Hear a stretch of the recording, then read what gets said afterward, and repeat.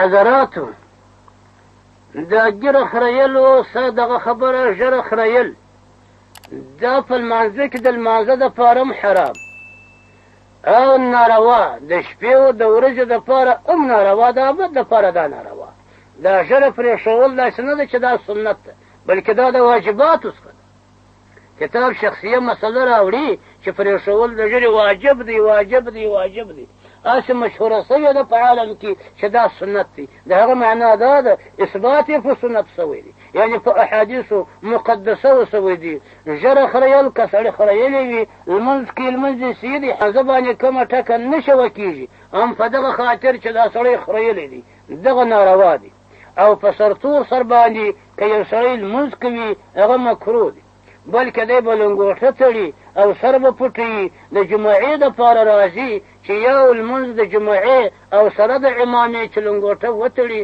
یو په اویا درجې الله پاک فرق ورکوي چې دا د لنګوټې سره لمونځ دا دونه اجوره او ثواب لري نو چې د هغه جمعې دپاره